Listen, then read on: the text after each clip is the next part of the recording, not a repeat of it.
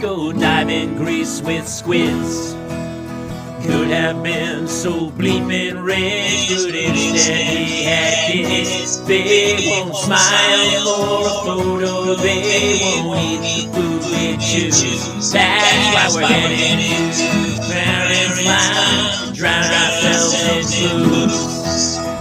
Every day we're more exhausted, we haven't slept in years. Hit me in the nuts so bad, my eyes filled up with tears. And he asked me like a fake God dead, go up on the bridge. But the truth is we are softies and we truly love our kids. So join us every Tuesday night to laugh at all our pain. Evening in the Parents Lounge is the cure to staying sane.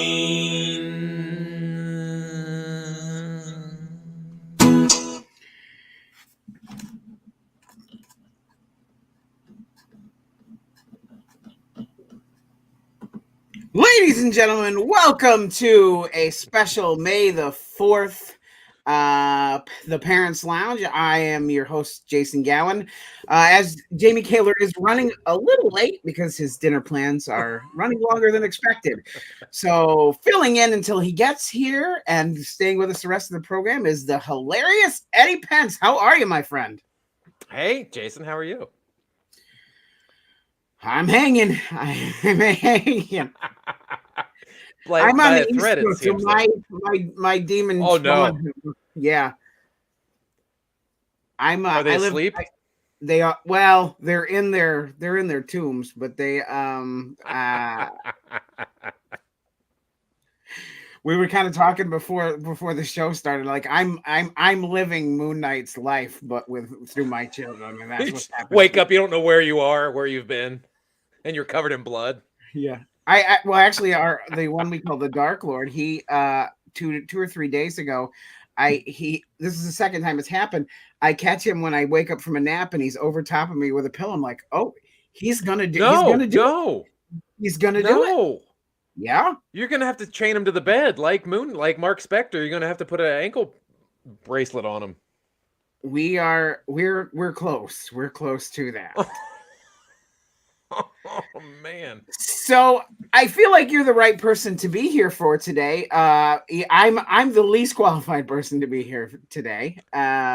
So tell me about the significance of today, May the 4th. I can't believe I'm still. Jamie told me before I came on. He's like, Jason has never seen Star Wars. Correct. Which blows my mind because just looking at your backdrop of your set there, it's like how is Star Wars not included in there somehow? So I wasn't allowed when I was really little. I don't know what my father's beef with star-based programs is, but the guy did not want me watching it. Those fantasy stories, man, they send you down the wrong road. Well, I feel like if he had like done his research, like I feel like he would have enjoyed Slave Leia in some way. Like I know about the characters, but you never like later on in life decided to go ahead and like pick it up and watch it. So here's what happened, and It became a thing that anybody who finds out I have not seen Star Wars loses their shit. Well, I don't feel that bad because when I married my wife, who I've been together with for 20 years, when we got together, she had never seen Star Wars. And we're all of the same generation, too. So she'd never seen it either. So, like, I know what it's like to be with someone who's never seen Star Wars. Now, did she go willingly? No, she fought it. She fought me. Like, at this point, she's like, I haven't seen it at this far along. Why would I want to see it now? What's the point? And I'm like, just stop. Just see it. Yeah. Kaylor and our normal co-host Kate, they have tried desperately to get. They're like, you need to do a watch along, and we get to watch you watch it for the first time, and I have resisted. Why? Why are you resisting? Because people freak the fuck out.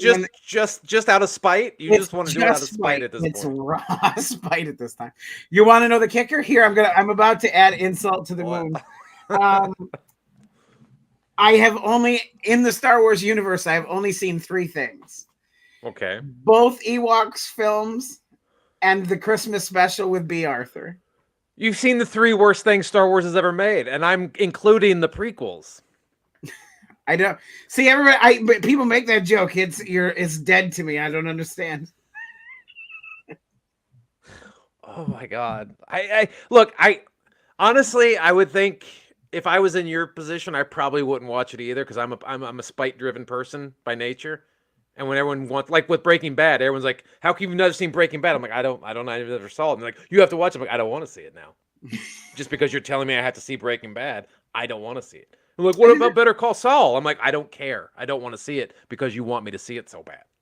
Well, and they did that with Avatar, and then I broke and actually watched Avatar, and now I wished I hadn't. And yeah, I'd be in that. I wish I had never seen Avatar. So I'm in the same boat. I do enjoy watching people freak out. Most spite-driven people do. That's the point of being spiteful. I mean, you've heard a little bit about my children now. I have nothing but spite now. You feed on spite. It's like an all-you-can-eat buffet of spite here. Well, thing is with Star Wars, it is such a generational thing that if you did not watch it as a child, and I'm talking about we're children of the 80s. I was born in the 70s, grew up in the 80s. I experienced Star Wars in the 80s, and there's a lot of nostalgia there. So there's a blind spot for it. And then I think children of the late 90s, early 2000s grew up with the prequels, and they have that blind spot for it. And now these people my son's age grew up with the sequel trilogy, and there's that blind spot for it. So it's a nostalgia-driven thing, and I don't think if you don't experience it as a child, I don't know if you can get into it as an adult. No, but the thing is, could be wrong.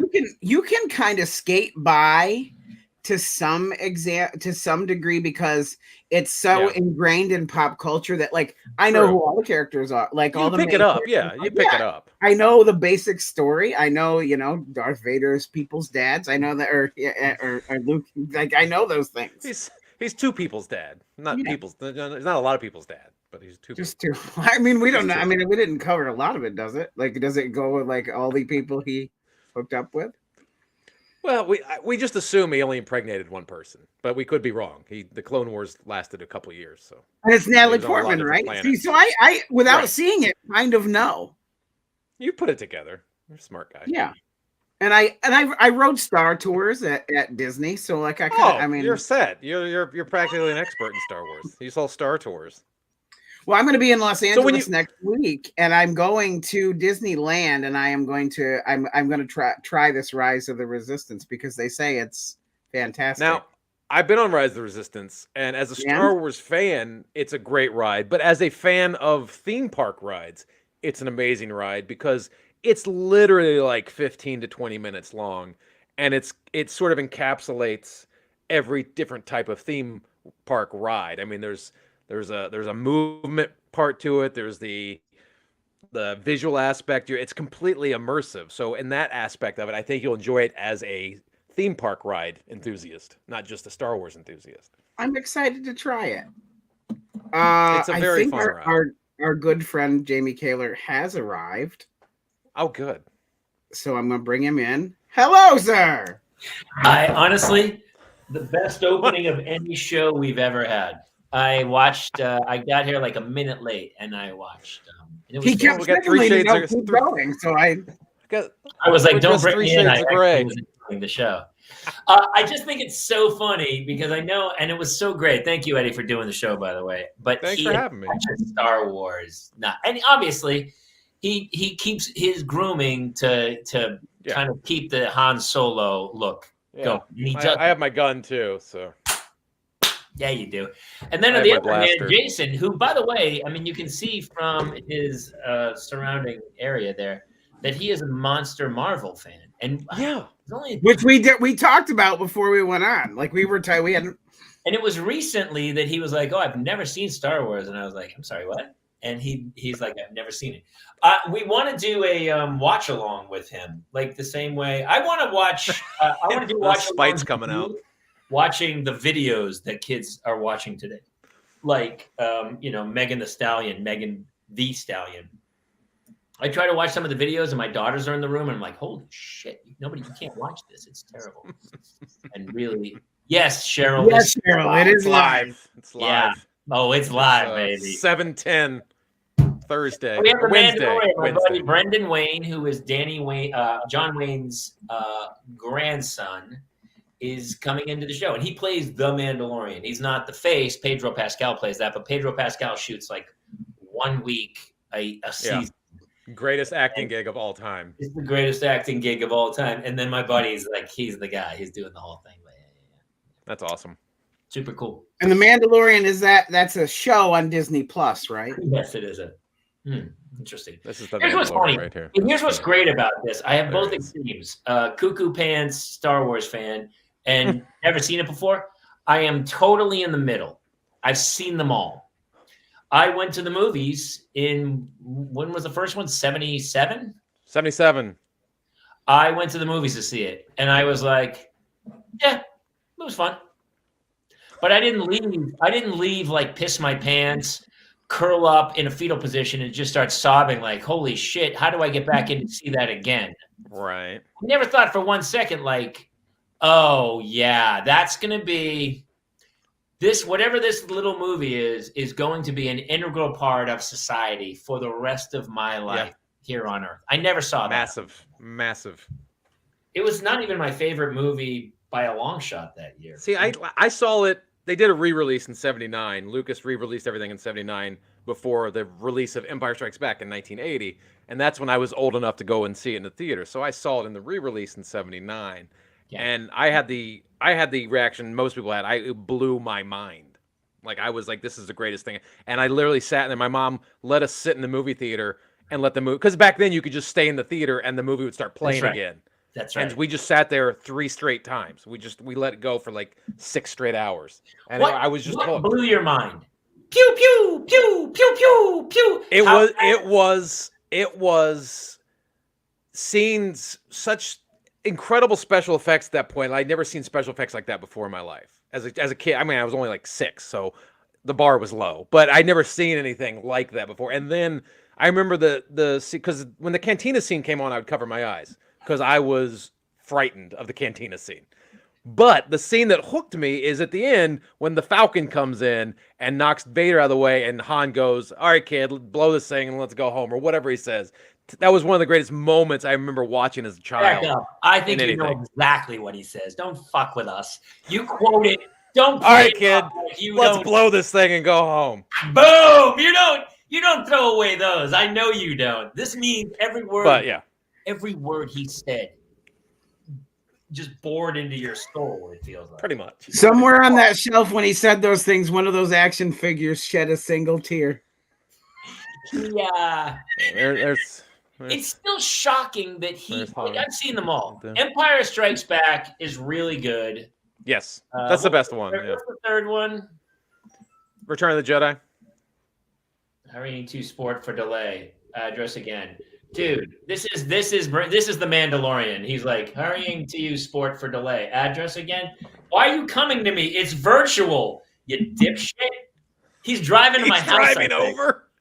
I'm not gonna lie. If he doesn't show up in the outfit, I'm gonna be so disappointed. He's driving to my house. Tell him you can do it warm or you can do it cold. Just tell him that. You can do it warm or you can do it cold. On your computer, I told him. What a ding dong.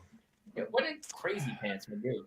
This is why they don't let him be the face of the Mandalorian. They're like, oh, he's borderline illiterate, but he fits walk around. He's like Johnny Bravo. Like he fits the suit perfectly. He's like, oh shit.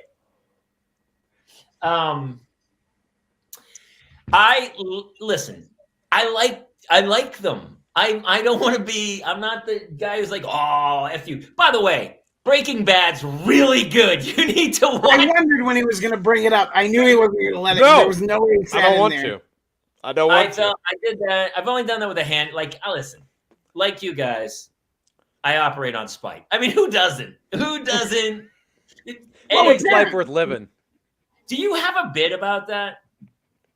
About Spite? I live by spite. Oh my gosh! No, people someone should write one. You know, I was starting to make a list of who are the worst people on. Cheryl Gibson. No, that was Greg Grunberg. I'm making a list of the worst people on Earth lately. Like, do you do this? So on the list so far, I forget them all. I need to write them down. But there are people who just put out cigarette butts wherever, or just flip cigarette butt in the street. Those people suck. Those Horrible. people suck. The people who drive 55 miles an hour in the left-hand lane. In the left-hand lane, those people suck. I can't remember. I hate people that back into parking spots. Those are the worst people. They're so gear. Like those are the people who like lay out their clothes the night before, right? They're like, I don't know what tomorrow holds, but I don't have time. I don't have time. I got to be able to get out of this spot as fast as they literally drive past the spot. You're like, okay, they're leaving the parking lot. I'm gonna pull in, and then they start backing in. I'm like, you mother. It's like a 7-point turn by the time. Oh, I hate it. It's always a guy in like a Yukon too. He backed in. It's like in the first Austin Powers when he does like the 20-point K turn. And what's funny is like 5 spots over, there was like 7 spots available. He literally could park sideways, but people. Yeah, that's every Costco in America. People who hit the horn points. Wait, go back to that. People who hit the horn, what? 0.3 cents. Oh, that one. Oh my God. I was behind a guy yesterday and he wasn't going, and in the back of my head it was like, what's the etiquette? How much time? Pull through is acceptable. A pull through is acceptable. I'm okay with a pull through. Pull through is fine. Oh, I have no problem with a pull through. But a back end, no. The back end's terrible, but if you have the full on pull through, absolutely. Absolutely. More power to you. That's the lottery of parking. I never get it right though when I pull through because I'm not used to it. So I'm like, you're like, how far am I? Am I too far? Or I'm still blocking the spot behind me. Like I never, for some reason, my brain doesn't go log. It's like the square peg in a round circle. I'm like, oh, you don't see the concrete strip right there between the spots? Dude. Well, here's what's weird. Sometimes they have the telephone pole, and then the pole has a base around it, and you're like, right, the little triangle base, the diamond base. Have you done that where you're just like, oh, smooth sailing, bonk, boom. You're like, oh, dude, oh, I did that when I was younger. I went to back out of a spot, and you scrape the pole, just scrape it, right down the side of your car. Terrible. Star Wars, nothing but Star Wars. Where did this come from? May the 4th be with you. Some idiot who was like, hey, man, he was like super high. I covered this on some other show I was doing. Do you know the backstory? It might have been It just started literally like 12, 15 years ago. It's not that old of a concept, I don't think. Maybe it's a little bit older than that, but it's not like just one more marketing guy who was like, we could sell a lot of shit on May 4th. You know that, right? Right. Like, what are you talking about? It's not as old as Star Wars. It's not Mike like Tyson that old. Started in Cheryl. Is that what you're saying, or he? Because it sounds like a lift. We did a show on 420, and I had no idea. And did you know where 420 came from? I always thought it wasn't the original thing. It was the call sign. It was the police call sign for marijuana, but it's not, right? It was a bunch of dudes. What was that? It was some college and or a high school. It was a high school, and they would meet by the statue at 420 to smoke up, and it somehow got to the Grateful Dead's people and blew up from there. And it was just one of those things where it just, that's like The Outliers, where he talks about the kids in the Greenwich Village wearing the Converse All-Stars, or I forget how it goes, but whatever it is, there's one seed and it takes off, and 420 is kind of that. And I feel like May the 4th is in that same, you know what, we should send Mixon the link. He honestly, we should have done a trivia quiz, because honestly, Eddie, John, would you give him a run for his money in Star Wars trivia? He probably could. I'm awful at trivia. That's just because you have short attention span theater brain. It's true.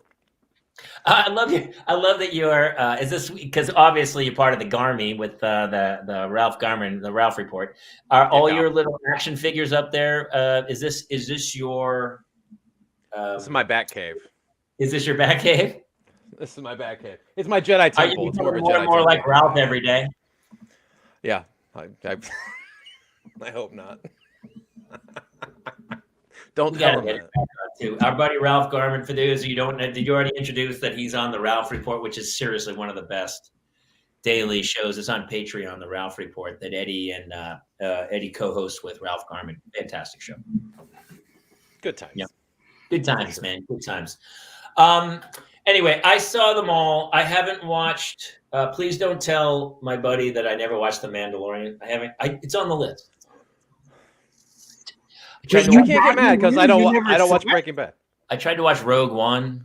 I watched. I remember that there's a blurry one with Samuel L. Jackson, I think's in it, and the Natalie Portman one. Well, that's Attack. That's all the prequels. That's 1, 2, and 3. The 3 prequels are horrible, right? They're not good.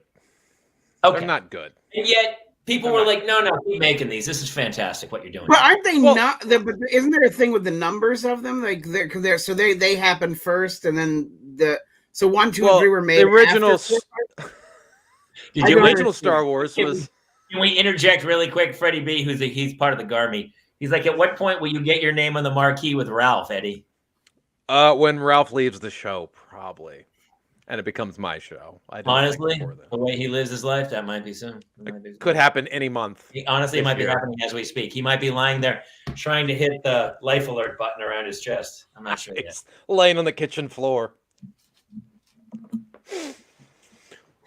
I liked the last one, the Adam Driver one. That was pretty the good. Sequel trilogy. Yeah, for Jason, the way it came out, they came out with. They did Star Wars. So is this how they came out? Yes. 4, 5, 6, 3, 7, 8, 9. Yeah. That's the way Lucas did it. But you can't tell me that series of films is better than like the Batman trilogy, or I would argue Harry Potter. Which Batman? Harry Potter. Michael. But Harry Potter better than Star Wars? No. Look at this. Okay, I love the whole mythology of Star Wars, and people are so excited about it. But there's some really bad films in that. There are. There's probably only 2 really good films. Yeah. Empire Strikes Back. Yeah, and I was a big fan. I know it's a divisive issue, but I was a big fan of Last Jedi. Last Jedi. Is that the one What happens in that one? It was directed by Rian Johnson, where Luke Skywalker dies. That's the one where. I thought that one was the middle one. I thought that was a very good one. Our fan Genevieve actually sent her Star Wars tattoo sleeves in pictures of it. I'll pop those up here real quick. Oh, nice. Look at all the TIE fighters. Oh, you brought John in. That's awesome. Get him in. Get Johnny Boy in. There he is. All right, guys. Can y'all hear me? Dude, go sideways. Go horizontal. Sorry. There we go. There we go. Can y'all hear me? We can hear you. All right. Are you on indoor? You look like you're on indoor. I'm getting car No, out in Scottsdale. There we go. Yeah, we're just driving home from Costco. Did you back in? Yeah.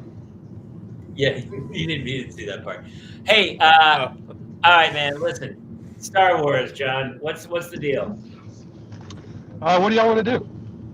I want you to talk about and why you love it so much, and why, considering they're mediocre films at best, there's not even one like film where you're like they're fine. It's fine. No one gets hurt. There was some. I mean, the stormtroopers can't shoot for shit. Why are they even in the thing? Did one stormtrooper ever kill any main character in any episode of Star Wars? It's a running joke with that pew pew pew. No, they did. They killed an Ewok. You know. Yeah, Ewok got killed. Like the one that's smoking. Yeah. That's why they were throwing rocks at him from a bridge. You know. They had to take that seriously. You got one, and they just jumped up there. You know, at the end of the movie, you see all the helmets from. They cooked and ate those stormtroopers. Oh, they ate those stormtroopers. Wait, Ewoks ate the stormtroopers? Oh, absolutely. They're bears. I mean, they're adorable bears, but they're bears. They're carnivores. They're Because they carnivores. never attacked, like in the Ewoks movies, they never attacked Wilford Brimley or any of the kids. Well, they were going to eat Han Solo. They were literally trying to cook Han Solo. But they weren't going to eat her because she's a princess, you know? Yeah. The whole cannibal rule doesn't apply because, you know, royalty. Hey, John, real quick. Is your window open? Probably one of them. I don't know. Dude, close your window. What are you, high? Stop this. No. He's got headphones on. He can't hear. Yeah. I can hear the road going by. Well, I mean, I'm in the car. What do you want me to do? Honestly, this feels like a Star Wars movie where you're like, I guess it's fine. It's fine. No one's getting hurt. Could it be done better? Yeah, it could be done way better. Do we all have to wear gray shirts? Is that how you get on this show? That's the uniform. Yeah, you didn't get the uniform for this show? Yeah. I'm not dressed for this day. I'm dressed for my day earlier. I watched it. They were in the semis, right? Oh man, like all I was cheering for was overtime, and I got what I wanted. What is that? Is there a creature or something? What is that name? This is the best. This is the best. Freddie called it. John's the guy who calls into the radio show while listening to the show. I mean, I got my headphones on. What you're hearing now is my younger kid. But going back to what you were saying earlier, the draw to Star Wars is not the movies. The draw to Star Wars is everything you see on Eddie's shelf right behind him. It's those toys. Yeah. Like, George didn't make much from the movies. He made the entirety of his fortune from the toys. Off toys. And it's because all three of us got that crap as kids, and as we grew up, we all kept collecting the more expensive version of it. I know Jason's got like helmets and masks and props and things. I mean, Jason or Eddie, I'm seeing figures there. Man, Lego sets. I've spent. I don't want to say how much I've spent over the years on. I spent the college tuition on Lego sets. Oh yeah. Yeah. Like, and even still, like new or secondhand, the amount of money people spend on those things is unreal. But there's a deep love and connection. There was no merchandise for films until Star Wars. There would be no Marvel merchandise if it wasn't for Star Wars. It started it all. Well, the action figures I remember were the as first a kid seeing the Star Wars stuff in stores, but I always remember thinking, God, He-Man could kick these guys' asses. Well, do you remember everything before that was 12-inch G.I. Joe dolls? It was Lucas who came out with a 3 3/4-inch action figure, and that sort of set the stage for everything in the 80s as far as toys went. Not even just that, but like think about like what he did back then. Like, do you remember as a kid? And I bet if you've got a nerd in there, somebody is going to get this name. But there's a figure from Star Wars Return of the Jedi, and it's this weird-looking dude, and he's got an eye patch on his eye. He never appeared in the movie at all, but he has an action figure. Yeah. Like he appeared in some concept art. And he has an action figure, and that thing's worth a ridiculous amount of money. Like Lego, whenever they release sets, they'll put one figure in there one time. Like if you know anybody that's in the Clone Wars, one Lego figure I can think of off the top of my head, Captain Rex. He's worth like $200. They put him in one set, one time with this look, $200. You think if it was one Lego figure, it would be like millions of dollars. They just sold. Oh yeah. Like the longer it stays in the box in good condition. Diego Maradona's shirt from the Hand of God. Oh yeah. Went for $9 almost $10 million. Yeah. Like people will spend insane amounts of money on what they love. But when you get to Star Wars, I mean, it's just like Eddie's got one. Oh yeah. He's got something. Like I'm sure he's got like incredible because like the stuff that you can get. That's one of a kind Star Wars collectors. I got that at San Diego Comic-Con. This is worth $700. Is that the Mandalorian? No, that's Boba Fett. Yeah, that's just an edition of Boba Fett. There's like I meant Boba Fett. Well, I mean there's a lot. There's a Lego Boba Fett that it's hundreds of dollars. And it's an old one. I mean, I've got a Leia at the house that one of the crazier things with Lego is if there is a little defect to a Lego, insane astronomical value. Like there's one There's a Princess Leia that when they made her hair, like the little hair buns, instead of putting like a little tile on top of the mold to make it rippled, it came out flat. If you have that hair tile, it is $400 to $500 right now for hair, for a Lego hair piece. You have the Jawa that had the vinyl cape that they only made in the first run, which is worth, I think it's one of the most expensive Star Wars figures you can have, and then they moved to a cloth cape because it kept tearing.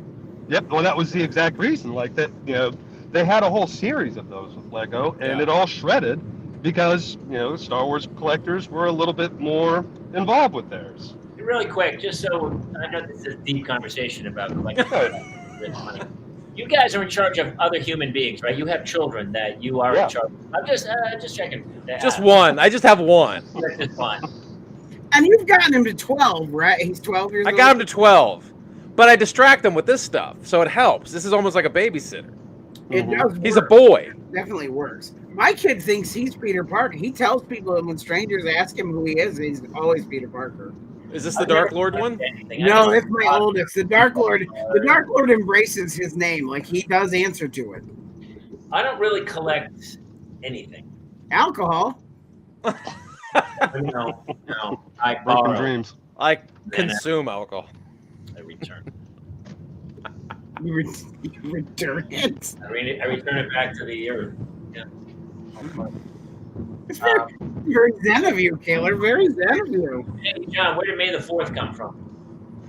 I mean, it's I think you kind of nailed it earlier. May the 4th came from somebody at Fox wanting to make money off of Star Wars, and probably paired up with a nerd who said, you know what, just try to do it May the 4th. I mean, honestly, if I had to guess, it's probably Lego that had some push there, because they love to find a way to push a sale. And I mean, once they partner, because they've been doing stuff with Lucas for, it's got to be almost 25 years. 99, I think, 2000, 99 or 98.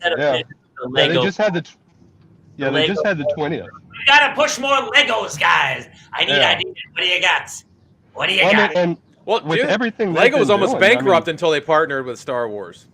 Oh yeah, no, I mean it's been unreal. Like every year, Lego almost went out of business. I mean, I don't know about before, but like once they partnered with Star Wars, I mean, it was just unreal. It was massive. Yeah. I mean, like.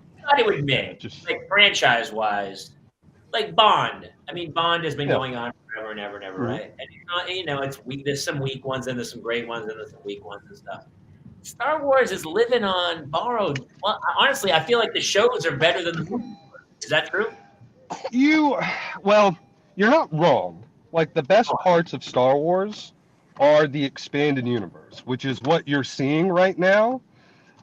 All of what you're about to see, like what you're seeing right now and what you're seeing coming up, specifically to the word Thrawn, like there's already so much legacy content. Legacy is all the stuff that like people would write or do before pre-Disney purchase. Yeah. And it goes from hundreds to thousands of years before what we've seen to hundreds of years after. And what they have is an entire collection of stories around Grand Admiral Thrawn. Like there's an entire series, like when they wrote a trilogy, I think Timothy Zahn wrote a trilogy, and I know y'all are laughing. Yeah, the Heir to the Empire trilogy. When he wrote that at the time, when Lucas read it, he called it the unofficial third trilogy. Like that is, you can find a quote of him saying that he claimed it. Like he was just like, yes, this belongs in here. That's where Coruscant came from. That's the first time Coruscant was mentioned. Yeah. Really quick, I just want to interject and do our call sign. Welcome to Ambient TV. This is for everyone who's up just late night, just having trouble getting to sleep. And what we do is we just beat the shit out of Star Wars stuff. And pretty soon you'll be asleep, and then tomorrow you're going to feel fantastic. Coming up at the top of the hour, we will be switching to the ASMR format. I mean, none of the films are that great. I was telling Jason this before the show started, or early in the show. I think the love of Star Wars is nostalgia to the generation you grew up in. Like, I think kids of the 80s, it's a certain nostalgia, and you're seeing that in the shows. They're bringing back these things that sort of hit those, that pull on those strings of nostalgia. Like that's all Boba Fett was. That's what Mandalorian does. That it hits these things where it's like that's my childhood reimagined. And I think that's so much of what Star Wars is nostalgia for every generation that grew up with whatever trilogy they grew up with. But your childhood was based on a mediocre B film. Yeah, but when you're 7, 8 years old, that you're into that, you know? Like if you see it as an adult, like if Jason sees Star Wars now as an adult, he's gonna be like, okay, well, I don't see what the big deal is. I saw but it as an 8-year-old, you're like 13, and I was like, yeah, that's good. How is it? Right, but I saw it when I was 6, and it blew my mind. That's well, Jamie, you're all right. So you're a little bit older. So this would be more like try Star Trek, like back in the day, Star Trek. Well, what were you into as a, or take your call? That's fine. I'm calling Danny. I'm calling Brendan to see where he is. What are you doing? Dude, well, like even with like Star Trek though, like you or Buck Rogers. Live. That's cool. Yeah. Buck Rogers, Battlestar Galactica. I mean, like, you know, the classic sci-fi. You still had toys from that. Now, granted, not to this level, but like toys kind of make it real for you. You know, when I think about it, because like, you know, you sit there and you're watching this story, and you know, even Jamie's point, as cheap as it was for the 70s, it was all about the effects and selling toys, and not much about the story. But as a child, when you're playing with an X-Wing, it makes that story tangible to you. And that's why, like people like this, I mean, that's why you see all the stuff that we collect. We want to put our hands on, you know, on a production copy of a Darksaber, or, you know, a helmet that, you know, represents like, you know, Mandalorian Beskar. Like, you know, that's stuff that it makes a fantasy from my childhood real. And that's why, I mean, for Lego, I played with that as a kid. Like, we didn't have those sets when I was growing up. So I had, you know, hundreds, if not thousands of Lego parts, and I would just sit here building X-Wings and TIE fighters and, you know, characters, and I would have a time making my own stories. Like, that's the tie for me. Well, I have the Ninja Turtle suit because my wife thought it was weird to just come as a normal furry. So I got the Ninja Turtle, so it was relatable. Eddie, let me ask you, I have a question. Is Star Wars the main, there's nothing else you follow more closely than Star Wars? In recent years, I've really gotten into, I mean, as a kid, I grew up reading comic books. So I've always been Star Wars and Marvel. And so watching the Marvel movies now, I'm totally engrossed in that stuff too. You must think Star Wars Marvel movies are so superior to the Star Wars films. Because they went in with such a plan. Like Lucas on the original trilogy, you could tell that's a cohesive story. And then even with the prequel trilogy, as bad as they were, there's a story there from one point of view. The sequel trilogy was a mess because it was all over the place. There was no plan for the sequel trilogy. And so when you go to look at the MCU and what they've done, there was a plan, but it got, you know, they did whatever. But the MCU is 20 some odd films that are all connected in some way with an overall idea and a plan for. And there's nothing like that in the history of cinema. It's weird how an idea and a plan can really help. It really can sometimes. Hey, I know it hurts this show. Actually, and our guest tonight comes from both worlds because he was on Agents of S.H.I.E.L.D. He was. Oh. He is John Wayne's grandson. He plays the Mandalorian, the physicality of the Mandalorian. Yeah, and there he is. He's going to come sign that for you. He does Comic-Cons all the time now. Please welcome. Sign his butt right there. Sign it. Hollywood. Awesome cat. Super funny. Brendan, Danny Wayne. What's happening, guys? Hey. I am technically challenged. I'm sorry for taking so long. My God, that was... It's weird how his head actually looks like the Mandalorian even without the helmet, doesn't it?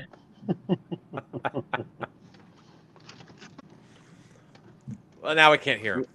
No, we can't hear him. He's not used to being heard because he's just the man in the suit. That's true. He doesn't have lines. He doesn't have lines. You're right. You're muted, Danny. We should get Pedro to come in and talk for him. I know. That would be so funny. No, we can't hear a word you're saying. Hey, Thanks for making Mike check tonight. check the bottom for a mute button right here. Does this work now? There you go. There you go. I was going to get rid of John to make the foursome up tight, but we might need. What are you drinking? You can't tell us, so don't worry about it. Actually, let's. There's nothing to do with him. You have to fix some bourbon. What kind? Are you not allowed to drink bourbon? No, now I can hear you. Yeah, bourbon's great. All right, dude, listen. People have been waiting for a long time. First of all, what is up? I have a question. Mandalorian. Who said that the none of the Star Wars movies are connected here? No, they're connected. I'm just saying the sequel trilogy wasn't as thought through as the original trilogy. Oh, if anything, well done, Eddie. Are we talking in comparison to the MCU? Well, they even said as much in the sequel trilogy. J.J. Abrams wrote Force Awakens, and then Rian Johnson was actually writing Last Jedi as Force Awakens was coming out. So I'm just saying there wasn't the overall way Lucas had this overall idea for a storyline. Yes, mind you, whatever story they said, I guarantee you they were all reading each other's scripts because that is a guaranteed have to. But yes, you're right. All I care about. They were talking. I'm just saying it didn't feel as connected as the original trilogy did. Think about this though. Then Favreau comes in and he does the Mandalorian, and then now you got Boba comes out, and then all of a sudden now you got Obi coming out shortly, and Deb Chow directed me in original season of Mandalorian in a couple episodes, and then she went and took on and directed and helped create that whole Obi-Wan.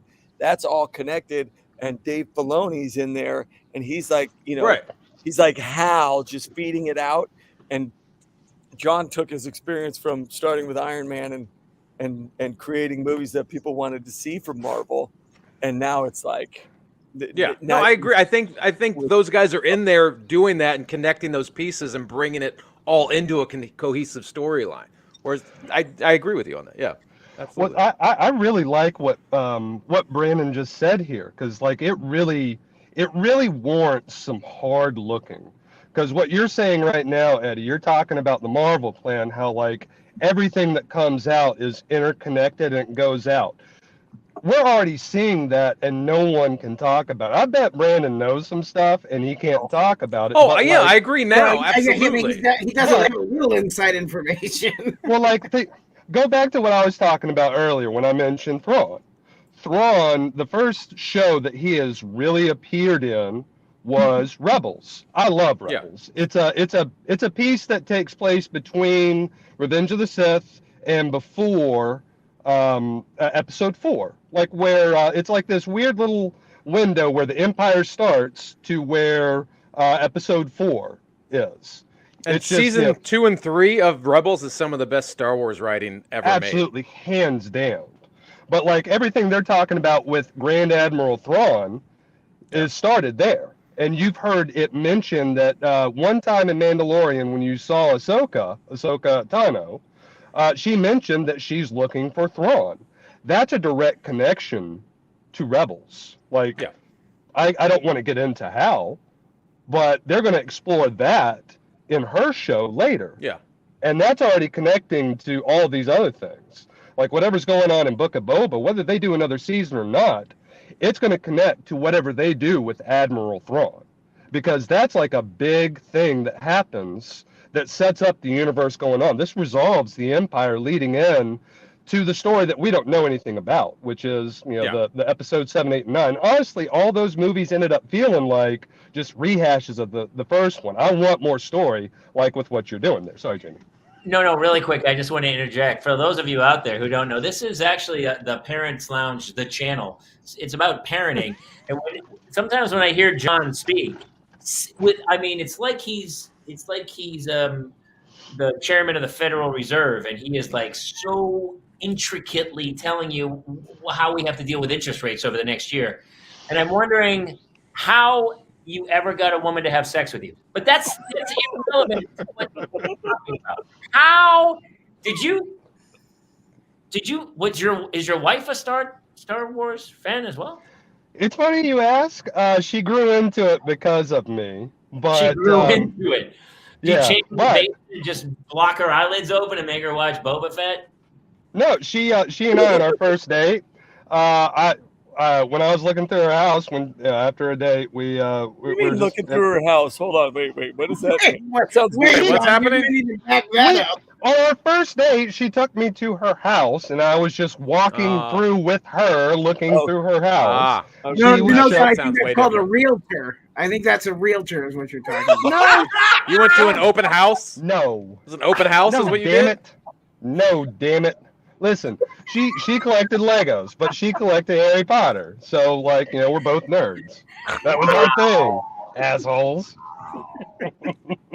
I love the first date. Did you pick her up and she was like, "No, let's just go back in here"?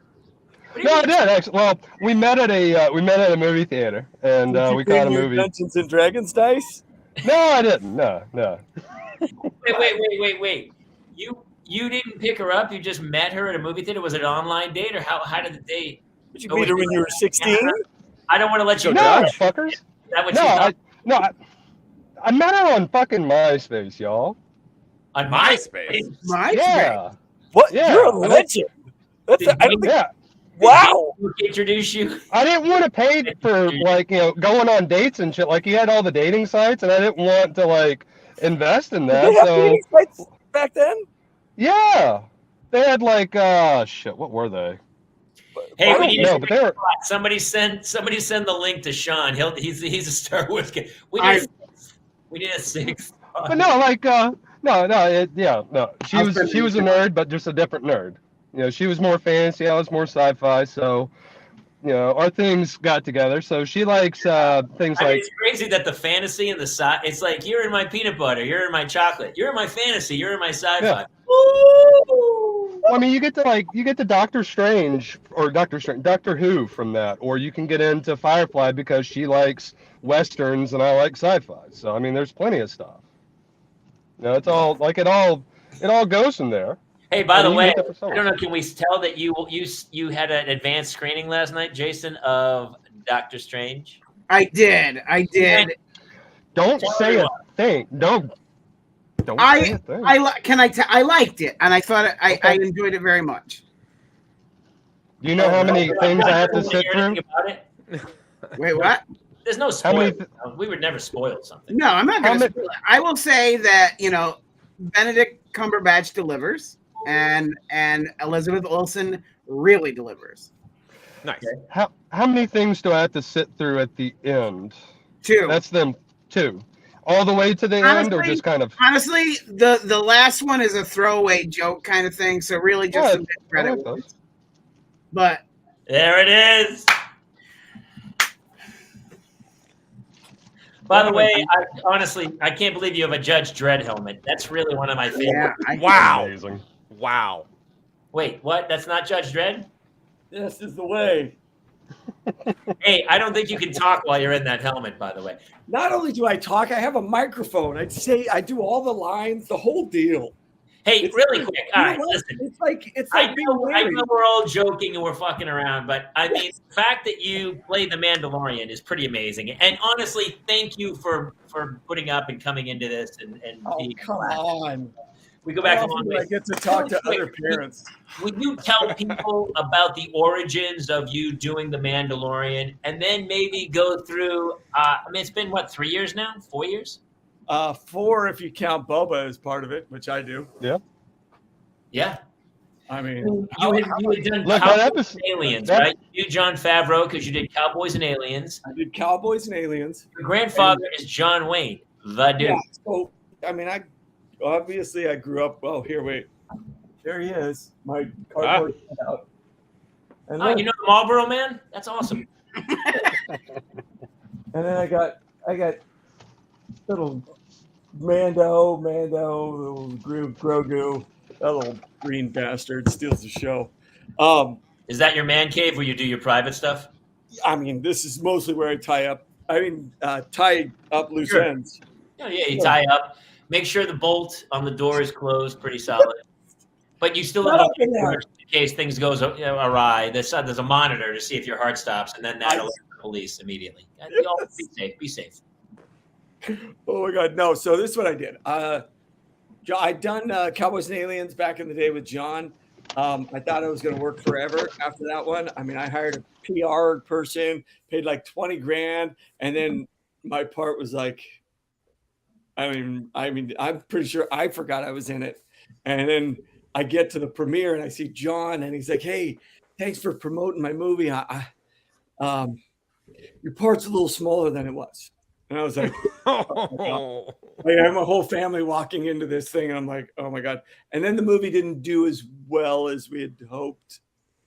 It was. No, that was supposed to be a franchise too, wasn't they? Already had like 2 and 3 ready to go. I was signed. I mean, I'm telling you right now, thank God I did not quit my day job. Really quick, tell everyone who doesn't know Cowboys and Aliens, right? Cowboys and Aliens. And somebody was in a room and was like, you know what? I love cowboys, but I also love aliens. Why shouldn't they be against each other? And the guy was like, boom. Yeah, that guy was Spielberg. That was the other guy. And they were like, yeah. And then they gave away, I think. I mean, to this day, I will say they gave away the alien like 5 minutes into the show. So there was no like secret. You know what I mean? Like, who else is doing it? It's clearly the alien. And then there was no mystery. You know, like Spielberg does a really good job of always hiding the alien for the most part until the very end. And your imagination, no matter what it is, has already created something. So you kind of go with it. You're like, yay. But we knew who the alien was from the get-go. It like Predator. Think about like Predator. You didn't really see it till later on. So it was great. Aliens the same way. I mean, the whole movie, I thought it was Jesse the Body Ventura. The whole movie, I was like, well, that's the Predator. I mean, that dude's a total predator. Yes. I mean, who's going to beat Jesse? A different type of predator. And by the way, Spielberg, Spielberg's an absolute genius, but he wanted to use the shark more. It didn't work. It didn't work. And the editing, he had to work around stuff. And it turns out, of course, to be the best accident that ever happened. It changed horror films forever, probably. Actually, Hitchcock was kind of very cocky and to not show, to show the reaction as opposed to show the horror, I think. What was going? Yeah, that's good. Yeah. I think that's what hey, buddy, what's happening, brother? John was Sean. I realize I'm supposed to be reading to my daughter right now. You're supposed to be I'm supposed to be reading to my daughter. And this is a pretty intimidating group when it comes to Star Wars. I just buy shit. Are you a Star Wars? No. Jason's never seen it. I couldn't care less about it. It's good. I've seen them all. Yeah, so you're middle of the road. You're center square. I'm Phil Donahue of this group. Are you a Star Wars guy? I am. I mean, that's my. I got these guys up here. I mean, I got Han Solo on the side of my fridge out here at the bar. Oh, I have an actual carbonite that we used in my Razor Crest in the first season. Oh, that's awesome. Hey, Danny, have you seen the guy who's on the scooter cruising around Studio C? Oh, yeah. Okay, so I haven't seen him, but I don't know how I don't. He's right in our neighborhood. I've seen him about 6 times. I see him all the time. He's in full gear, cruising down the street. He's on a scooter, and he's in full Mandalorian gear. Yeah. This is intense. Like the amount, I didn't know what I was getting into. I'll tell you that right now. Like, I still don't. I go to these conventions or signings, and I'm like, wait, your daughter has a full costume? She's 3 months old. Like, I don't think you're supposed to when put you that went on. and shot like the first week, and you were like looking at the character, was your brain just like, what the fuck is this? I mean, honestly, I don't think I've ever gone into an audition. Like, I was just, and I've never, like, usually I'm like, just hire me, like, put it in my mouth. Where do you want it? Just make sure there's a little wetness. Like, I don't care. And I walked into this, and like they come up and they show me this gun, and they're like, hey, pretty cool. I was like, no, it's too long. I can't have that. I don't know who I was. All of a sudden, I was like this confident actor guy. I was like, I needed to be about a foot shorter. I hadn't even gotten the job. I'm like, that big harpoon gun, I can't pull it over my shoulder and do that. Come on, you guys. It's obvious. And I need to be able to draw the gun. I need the holster to be lower. And these guys were like, wow, this guy knows what he's doing.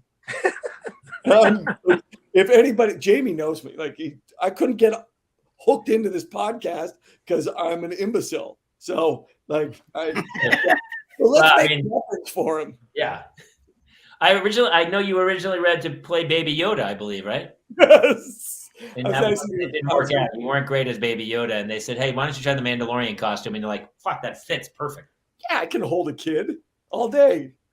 That's what I do the whole day. I'm like, well, and then season 2, something a little crazy happened. Oh God, oh my God. Yeah, well, so season 2, I had appendicitis that turned out to be not appendicitis. Apparently, like I had appendicitis, but I also had an intestine that was leaking. They couldn't figure it out. So I was in the hospital for like 40 days. So I missed the first 7 weeks of shooting. I don't know if you know this. You almost died. No, I actually technically died twice. You technically died twice, right? Yeah, I mean, I fled.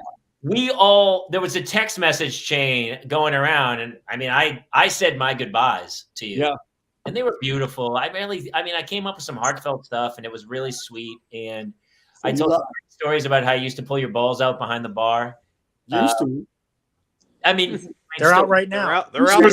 I'm 100% sure they're out right now. Yeah. Danny and I met because we both bartended 100 years ago down in Santa Monica. Yeah. Danny, honestly, can we talk about this? Because I still bartended during the first season. I'd bartend on the weekend. Can we talk about what you did? Because you might get, I don't want to get you in any trouble. I mean, there was crazy shit going on. Wait, you mean in the bar? Yeah. Why not? What you would do behind the bar? Hey, look, I had this theory, and I still have this theory. Okay, hold on. I love when we're like, hey, can we talk about this? This could get you canceled. And then you go, you know what? I have a theory. It has nothing to do with Peterson. Holy shit! I know. I have this theory from being a bartender that nobody pays attention. Everybody pays attention to themselves. So what I used to do to prove it was sometimes I would let the boys come out and have some fresh air, nice Santa Monica air, and I would work and bartend while the Bulldogs' cheeks were hanging out of my pants. Not the Franks, just the beans. Just no. I mean, I couldn't. I mean, literally, like, I don't even know if it could have popped out of the zipper.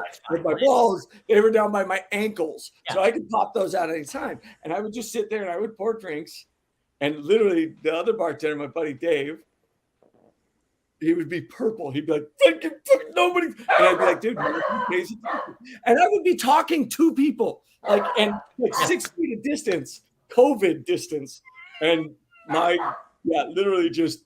Trevor gets it. Trevor's our local bartender in Sarah, Pennsylvania, who destroyed. Jason and I did a live show in Pennsylvania and we say now, this is our new catchphrase, we got Trevored. He's the best. He's the greatest bartender since us. Yes. Yeah. You go to the bar. I wasn't much of a bartender, but I enjoyed it. He would stare right in your eyes like Tom Cruise. He'd be like, hey, what can I get you to drink? You want something to drink? And you'd be like, you were so enthralled by his eyes, you didn't look away. And you're like, why is he staring like that? And all of a sudden he'd go. And then you go, what? So spot on, too. He'd look down, and then you'd look over, and the other bartender, our buddy Dave, was like, finally, you like Danny would just keep looking down, and you would finally look down, balls hanging out, just his balls hanging out. And most people would be like Jamie. I wouldn't do it to Jamie after I think the second time because he literally was like, no. I got it. I was like, too far. And then there'd be like Beatrice or somebody would be sitting next to him and he'd be like, oh my God. And then they'd be like pointing at him. And the other dude, Forsyth, would make a drink and he would take the straw and fill just the straw with hot sauce and then put the straw back in the drink. So your first sip would be pure hot sauce. Yes. Oh, it's terrible. He did it to me once. And I just went, whoosh! Heaved the drink right at him. And he goes, I go, don't do that again. Don't do that again. That's exactly what he did. Don't do that again. But the balls are okay, but not that hot sauce. No, not hot sauce. I didn't put the balls. Every man has a line. That's just going too far. To be fair, as far as balls go, Danny's got a great set. Hey, really, Danny, your balls are beautiful. Thank you. And now they look nice. I got a little like facelift when I was in the hospital, so it was nice.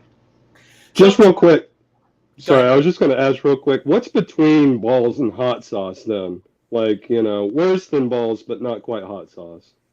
As a bartending joke, what's a good bartending joke that people would play on people? The bar mat. I was the opposite. I went the positive route. Like I would like the guy would be, he's like, oh, I can only have one. And he'd be like a quarter beer down. And I would fill a glass with beer and I'd bring it over and I'd go, hey man, we're having troubles. It didn't taste right to me. Does this taste okay? And I'd put it down in front of the guy. What do you mean? I go, can you try this for me? Something's off. And he would take a taste and he goes, tastes great to me. I go, perfect, thank you. And I walk away. And then that guy was there for the end of the night and threw money at me. That's like, who doesn't tip? The guy you show your balls to. That's the guy you're not making money off of. No. Yeah. I think that would depend on the guy, probably. Maybe. Actually. Or the balls. Hollywood, you would have made, Danny, you would have made. I think ball quality is a factor. I think so too. I think we got a lot of sympathy tips out of that too.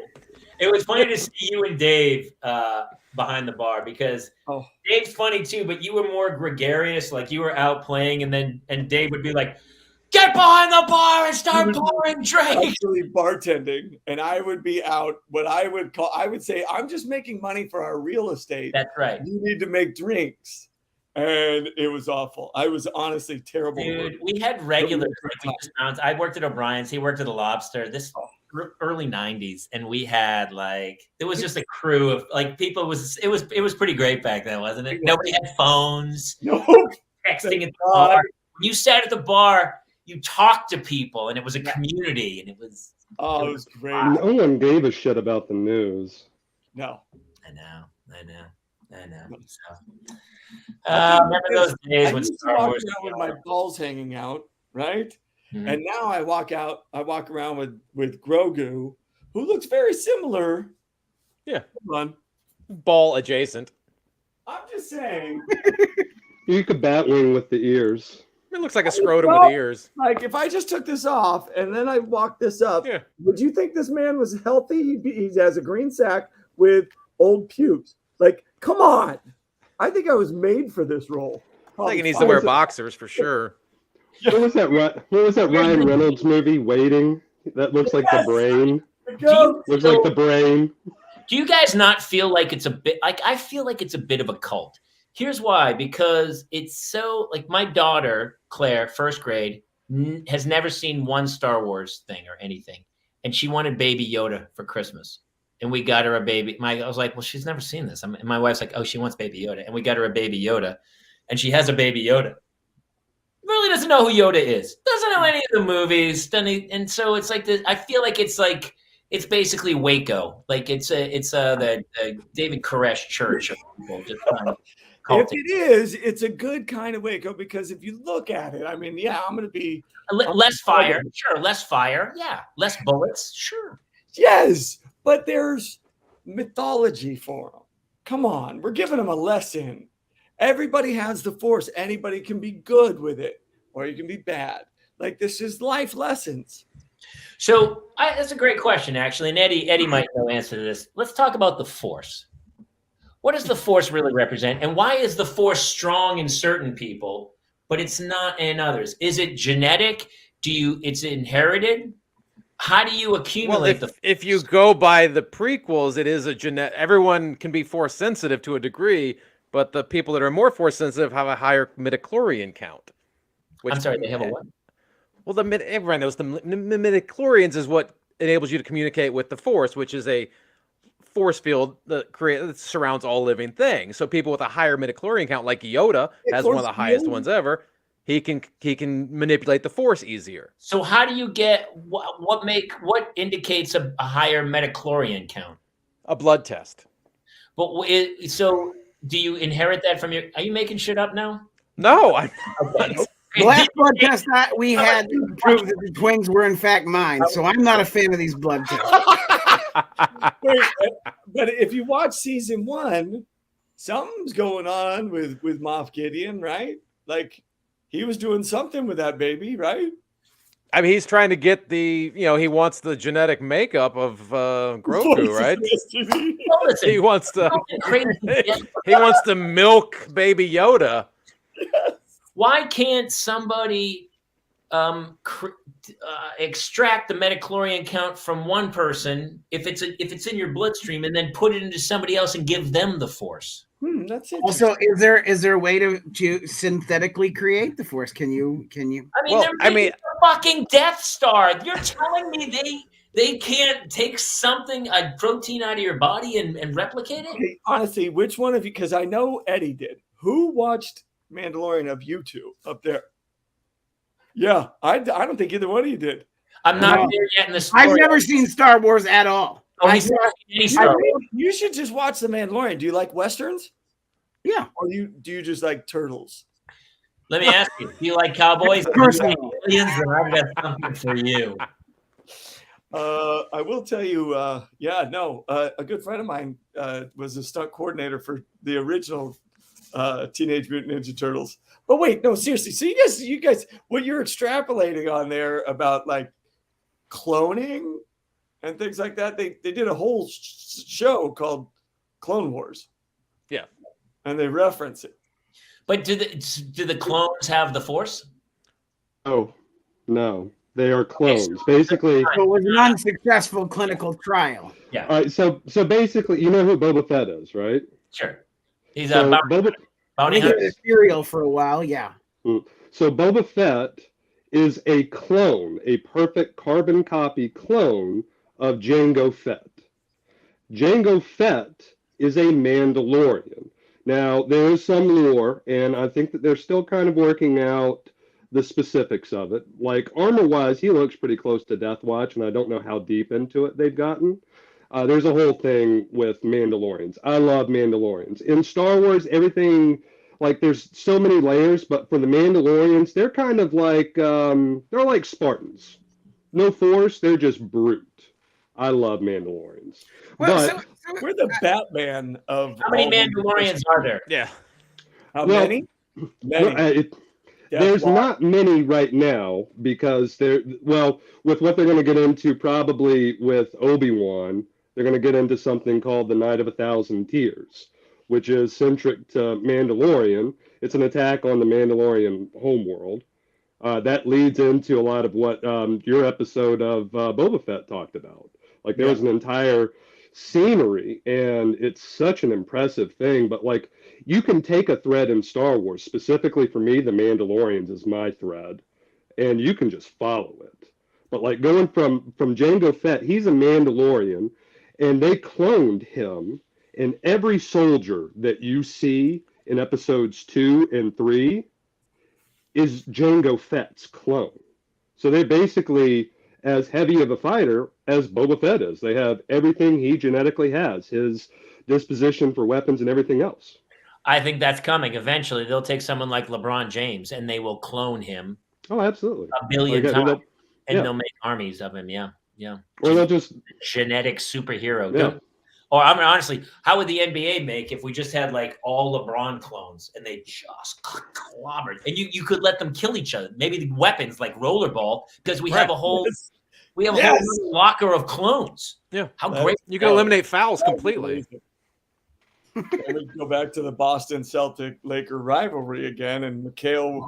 Well, not to jump off of Star Wars and get into sports again, but I mean, the playoffs this year has been closer to 1984 than it has been forever. These guys are killing each other. Wow, I agree. They've got to stop that. And I'm like, no. That's the only reason I'm watching again. I want people to get killed. I want Kurt Rambis clotheslines happening. Yes. Yeah. I want Kareem to... more Star Wars talk. Honestly, I almost nodded off when John was chatting there about I forgot we were even still on the air. Actually, You brought a Star Wars nerd in to talk to the man that plays Mandalorian. What the hell did you expect was going to happen? No, that's what I love. I love this. I think honestly, I kind of brought you in and Eddie especially because I feel like you guys actually know more than Danny does. Oh, 100%. I want you guys to know, like Reed Scott, and we gave him a Marvel quiz. He's in Venom, right? He plays I don't know, one of the doctors in Venom or something. He's the boyfriend of the girl that she leaves Venom for. And Jason knows everything about Marvel and started grilling him. He's like, I don't I'm not sure I know that one. I don't. And salt to the wound because Jamie got more questions right in the quiz than he did. Wow. I forget who didn't know the Deadpool question, but I was pretty proud of that one. Like the first, Jobo's going dark. Aaron Hernandez could play basketball. He wants to move. Jobo, too soon. Wow. Oh. Eddie Lee. Oh, thank you. It's my kid's college fund. I was gonna say seriously. Well, they're all open though. How much money is that all worth? It doesn't matter. It's like I said, like some you get graded, like like this guy's been graded, and I won't open him because he's worth more. But like, it just depends. Like who's the dork who does the grading? Is there there's companies that grade that stuff? Yeah. Oh yeah. And like, see this little part right here? It's even more. It's worth even more. See where you hang it on the peg in the store. Yeah. If that is not punched out, if that's intact, it's worth so much more because it was never hung on a rack. It's straight out of a box. Grading is the weirdest thing. So how much is that worth? This one's worth about $700. Righteous money. Because it was a Comic-Con exclusive, and I think I bought it for $40. It's not worth. How much do you think you've spent on those? More than I care to really admit. Yeah. Why? You love them. They give you. I know, honestly. I also make my own props, so these I handmade that. You want to talk about somebody who makes his own shit? Talk to Jason. He 3D printed. Pull this out. He 3D. He's got a Marvel chair. Oh, nice. That looks cool. Yeah, this was in between trying to survive my kids. This was like 9 months. He 3D printed that thing. That's pretty dope. You guys, I don't know. That's a lot of work. Hey, tell some stories about the set, man, about shooting that thing, man. Because everybody who we told you were going to be on were like, holy shit, what's that like? It's a long shoot. I mean, I would say that like first season, I think we were 6.5 months of shooting. I think the fact that when I'm there, it's not like having, I don't know, what was it, like a big star? It's not like having a normal number one guy running a show. And I'm very much, I know everybody on set. I know all the departments. Like you're there more than anybody, I would say. But some people can be kind of aloof, or I do all the lines, I do all the acting, I do everything that's required of me if I'm working. So, like what I do, I don't know, like in downtime, I guess some people go to their room and go to work on their business, because they're smart. I'm not very intelligent, clearly. So I just go and learn how to use a Wallman head on a drill. And then I start drilling with them and I make parts of the set, or I go over and I'm like, hey, so what's this light do? And then they tell me, and I'm not kidding you not, like people come up and they're like, God, you're so different. I'm like, what do you mean? Like, they're like, well, you talk to us. I'm like, do people honestly just walk by you? Yeah. And your balls are out, so there is that. Well, mostly. That's very inviting. Your balls are very inviting. Actually, I'm in costume, so I don't like it's connected. I have to ask to get out of the suit. I'm like a kid in Christmas Story, like running down the snow. I can't put my arms down. That must be training all day, every day to be in that suit. It's got to bother me. You know what? I played football. I don't know. Do you know what? I bartended for 25 years. I just wanted to work. Now I'm working. I'm never going to be like, oh, it's so tough. It's heavy. I got out of the hospital. So over something that I think is super important. I think everybody must hear about. You played football? Yeah, in men's league too. A men's league football team? Like, is that like the longest yard, like one of those prison leagues? Big 5 champion. Just so you know, God, that just made me almost vomit. The prison league one. Well, I love it. It was like, there you go. There you go. Look at that. Yes. That's high school. That's a high school picture. It I burned all of those. No, Eddie, you and John. Do you guys? My questions are stupid. So, but wait, let me just say this. Things that Star Wars fans would want to ask. Wait, so I worked with the guy who's on Tacoma. Oh God, he was in The Mandalorian. Steve. Eugene Cordero. Yes, Eugene. Yeah, he's great. Everything. So like I worked with people, and all I do like Bill Burr. Burr, yeah. And he is He was really good.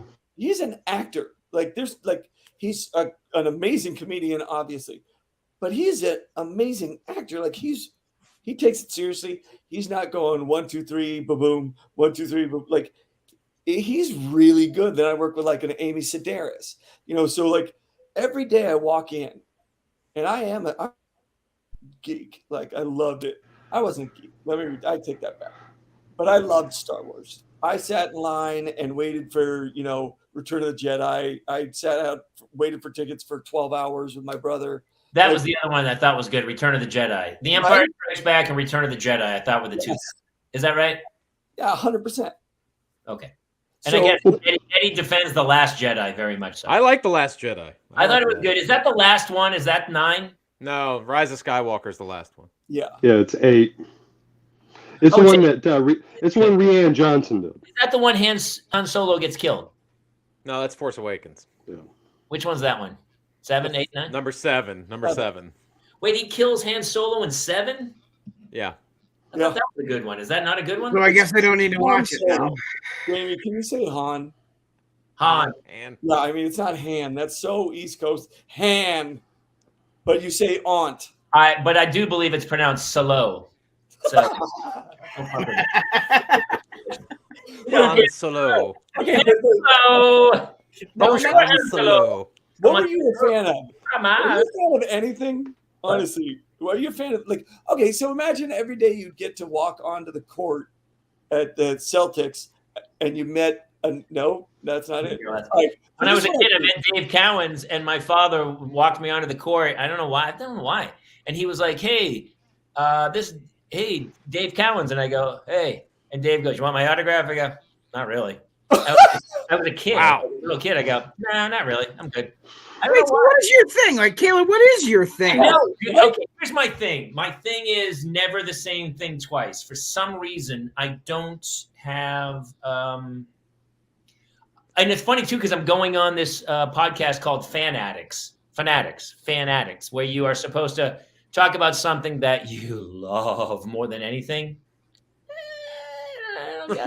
What do you love more than anything? I don't know. Nothing. Ping-pong? Honestly, sometimes I'm a sociopath where I just go, yeah, it's all good, whatever. You like whiskey? I can You like see whiskey that. and wine? I like whiskey, but I don't love it. I could do without it in a heartbeat. I like golf a lot, but I don't play every day.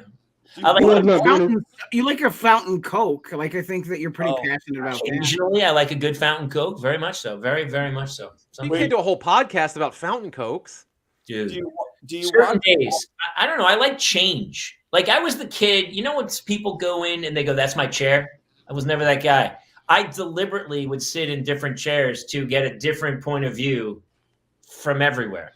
And then someone will go, "That's my chair." I go, "Well, sit over there." Fuck, why? I don't want to care. Like I've kind of had a lucky career because I've done hosting, VO, acting, stand-up, improv, sketch. I don't know. Whatever I get into, I like that. But I'm never, if that goes away, I don't know. It doesn't, nothing, I don't know. That's fucked up. Isn't that fucked up? No, you're like a stoic. You're like a true stoic. I love this. I don't know. I like different things. I like changing. I like change. I don't know. I've had so many different lives where I was a Navy lieutenant for my 20s.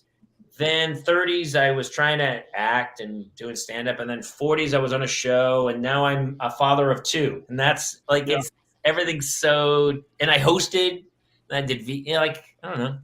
It's funny too, because sometimes, I don't know about you, but sometimes you get like an acting thing and you reach a point where you're like, I don't want to do that. Yes. Freddie B. Which honestly, part of me is really jealous of the mythology and what you guys love. Like Jason's the same with Marvel. He explained Doctor Strange to me so I can go see it and kind of know what I'm seeing. And I enjoy it. I like certain shows, The Wire or Breaking Bad or whatever, but I've never I had something that I just fucking loved. I mean, Mando is just such an easy thing to fall in love with. Like, there's so many nostalgic little bits. What I love about the show is how they reintroduce things from my childhood and give them new spins. Like, there was that one episode in season 2, the blue speeder that looked just like Luke's speeder. Like that thing, I mean, it just seeing that pop up on the screen, it's just kind of like, it's like the Ford Focus of the Star Wars universe, but in a different color. It's just nice to see a shitty little car and then watch it get utterly destroyed in an episode. Yeah. But seeing those little things, or that one episode in the first season with the ATST, like that rusted out leg, like just taking something I knew from my childhood and seeing such a fun spin on it, and like, being able to show, I've got a 6-year-old boy, and he's watched me watching Star Wars, and we made the decision that he could watch Mandalorian, and I was fine with it. But him and I, that's our weekend Friday night thing is we'll watch some Mandalorian, or we'll watch some Bad Batch, or Rebels, or whatever, and he loves it. And they're good. I love it because it is a story you can watch with your kids. Mm-hmm. Like my 12-year-old, my youngest, she'll watch it with me. Now my 14-year-old, because she knows it's me, absolutely hates it. I mean, she doesn't hate it. She just could give two, like, she's like, whatever, I'm gonna go watch Gilmore Girls. I'm like, from 90 whatever, that's terrible. But like my 12-year-old, she gets it. My 23-year-old, she's like, yeah, I think you ought to, try to radiate a little more of this. I'm like, okay, chill out, know it all. Oh, so the 23-year-old's giving you notes? Oh God, yes, 100%. Like, I mean, yeah, and she should. She's smart and she's creative. But like, so I see a couple questions, and I'm just going to answer for you. I'll pop it up there. Yes, that is my natural gait. If it's Western, that's what it is. But the way I walk, I think nothing of it. I'm constantly like, people are like, oh, I can do your walk. I'm like, okay. And then they try, and I'm like, you look honestly like I should take you to the doctor. I can't use it, and I'm glad I didn't. But I'm literally like, I don't know what happened. Maybe you should put ice on the back, and maybe it'll go down. But something's wrong with you. And then, you get I don't know. I didn't grow up on a horse, but I grew up, I'm good on a horse. And I can do some, you know what it is? I was born with a quarter of a brain because I was the last of 8 kids. And so it's not that I'm like, oh, this guy's really good physically. It's more that I'm just dumb enough to do things. And so I was like that friend. They're like, hey, like, do you think you can light yourself on fire? I'm like, you survived is what you're saying. You survived. Yeah. I mean, that's exactly what it is. Somebody asked, what was my favorite episode? I'll tell you, season 2, the Jedi with Ahsoka, when she came in. Doing that one, that was Dave Filoni, and it was his Western, and we had Johnny Ringo. I mean, it was everything. And then, Rosario coming in, and Diana, who played the magistrate, like it was every second of that was and how closely guarded do they keep the stories from you guys, like on set? Like, do you know fully where it's going, or are they sort of like, just do this and don't ask about why you're doing this? No, I get all the scripts. The funny thing is, I don't read them, and it's because they constantly change as I'm walking in. Now I know my lines or whatever, but I'm a fan. So if I can avoid reading the first 4 episodes of Boba Fett, and then I come in episode 5, and I read that, and I'm in 6 and 7, cool. And then I go and watch the show. I get to watch the first 4 just like you and enjoy it. Be like, oh my God. And then I think about talking to Robert about what he was excited about. I'm like, Rodriguez, God, this was, and like, it was just, for me, I like to not read what everyone else is doing, so I can go and be like, oh my God, this is awesome. So that's awesome. Here's a question. Sorry. No, I walk onto these sets and I geek out. Like I got to go in the Razor Crest and I got to fly it, or I get to go in the N1 and I'm like, hey, this doesn't fit. But besides that, this is really small. No, they 100% might have created it for a kid, for a 9-year-old. For the 9-year-old. They literally were so happy about it. I go, that might be a problem, guys. And then you see me get in it, and you see me doing this stuff, and it's some funny shit. But yeah, no, 100%. Like, I got to do some of the coolest. People are like, are you tired of it? And I'm like, no.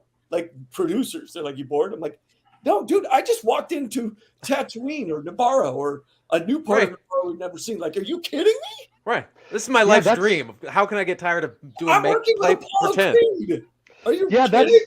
That's the crazy thing about the Star Wars shows that y'all are doing right now is like you see these sets in the show and like everything is so detailed and beautiful and intricate. And then you're just thinking here like, geez, how much time do they spend on set design? And then did they keep Jabba's palace from 1983? Like, how did they keep that so perfect? Oh, but then you realize it's green screens, the entirety of it. Like so much of it. No. Is it not? I thought it was all like that dynamic. Jabba's palace they rebuilt, right? Jabba's they rebuilt. My ship is I had the. Well, I know they built your ship. One. Yeah. Now what we get is we have the volume, and what it is, it's like a 20-foot circle. Yeah. 20-foot high LED screens that. A gaming engine, so like all those like Call of Duty, those Unreal, and yeah. What they're doing is they're making it so that from the camera's view, so it's like this triangle that comes out, it captures it, and wherever that camera moves, it's giving depth to the pictures you're seeing. So I'll put it to you this way: my Uncle Patrick did Sinbad, I think in '72, and then I tell him about what I'm doing on this show, and I'm like, I don't have to imagine anything; it's right there. They have a X-wing come flying across, and I'm going. You're watching it happen. So my job is what an actor's job is to have a relationship, not just to create the image. And my uncle is like, really? Well, fuck you. I had a guy with a stick and a fucking tennis ball, and he's running around like he's Clash of the Titans, and I'm supposed to be like, oh no, it's a Cyclops. Or just taking individual photos and like having to animate things with clay, and you're just moving at a micro thing, and you're taking hundreds of photos a day to get like a second and a half of footage. Yeah. Like, and then I remember seeing something about how they used a speed up technique to make it all look really smooth, and it was just some stupid thing that if somebody had just sat down for 30 seconds and looked at it and been like, what if we did this? It would have looked smooth. And instead they were just like, no, just keep taking the photos. Like, like it's just amazing to see like the evolution of technology, even looking at Star Wars. Take it, going back to, using that same principle with the modeling that they had to do for episode 4, the attack on the Death Star, anything with Hoth, the space battle, even the battles in Endor, like when they were shooting the chase scenes, like they basically went on rails and they were just zooming in and out of trees, getting as close as they could. And now, you're sitting there inside of like half of a cone that animates a world behind you. Like, where does it go from here? Yeah, I mean, and they're watching like John and Dave come in and fix something in the script that they're like, yeah, so I think this isn't going to work. And I'm like, wait, why? This is great. And then they kind of look at me and they're like, shh. the adults are talking. And you're like, oh, that's how you tell a story. You guys are good at this. Well, now I heard you say that they take notes from you on things like sizing things, which makes sense. Like getting into the ship and fitting for harnesses and guns. What other kind of notes do they take from you? Because I'm sure they're not going to be like, it'd be really great is if I came in here and if I split some of these these dark troopers here, and then what if I did this and fought? What if I had my balls out? Is that okay, guys? Can I have my balls out? What if for this scene, I got to serve, some drinks. So just hear me out, guys. Let's go through this idea. My balls hang out. just spitballing. Beskar Cup. What do you guys think? Yeah, I want to know why I don't have Beskar over my crotch. I have asked that, and I won't. They don't give me an answer. I'm not going to lie, because if you're going to protect this and the moneymaker, maybe you want to protect the rest. Well, they got cloning now, so there's no point. They can clone you, and you're technically, it's just a copy of a copy at that point. It may not be as sharp, but I mean, I'm like Steve from Multiplicity. I'm like number 7. Let's just take a fingernail and make a new one of you. I actually think I am. I'm number 8, actually, because I was the last of 8 kids. I'm like, billionaire Bezos is definitely cloning himself as we speak, right? Oh yeah. It's some island off South America. There's a Dr. Moreau somewhere. Musk he definitely put 2 or 3 clones together just for the organs alone. Like, if you had hundreds of billions, wouldn't you go, yeah, we should probably do that. Let's clone me and get a liver, and I'll do the whole thing. Yeah, I mean, think about it. Didn't Walt Disney do that? Like, I mean, the urban legend is that his head is in a jar somewhere waiting for his head somewhere. Yeah. Now, what about that Boston Red Sox? Like, his kids were like, yeah, we're gonna what's his name? The Ted Williams. He was also, they were fighting over cryogenically frozen, but there was a cryogenic facility, and then they went in and they're like, wait, everything's defrosted here. Like, yeah, that's here in Mesa. And they were like, oh, don't worry about it. As they're cleaning up a puddle. I don't worry about it. You can still bring him back. He's already dead. I mean, look, we got the DNA. How much more dead can he be? It's gonna be fine. Don't worry about. What do they take notes from me? Mostly like Western stuff. They're like, you're our Western guy. Would he do this? And especially in the beginning, because we wanted him to be human. So we wanted his fighting, for the most part, to be straight up fighting. And then, like we'd add in like some roping technique, like the guy trying to go through the door at the bar in the first scene. I rope him. Like, I don't just shoot the rope like Boba did. Like, I give a little bend, and then I get him and I heal him and I pull him, and then I shut the door by shooting at it. I want you guys, you want to know the best is? So the mythosaur is Signs, Horatio. Okay. Right. He's got this blue thing on. I didn't know who he was because he had his stuff on the whole time, like the whole season. Like, I never knew.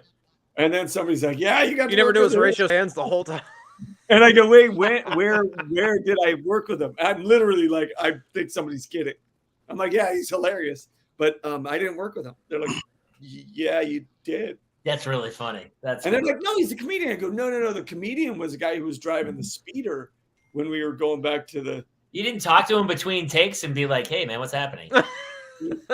I was busy trying to fight people at that point because I was, I got to pull a guy's beard and punch a guy and throw a guy over a bar. Like, he was like over in the corner, and John's like, yeah, okay, whatever. And I didn't hear him at any point say his name.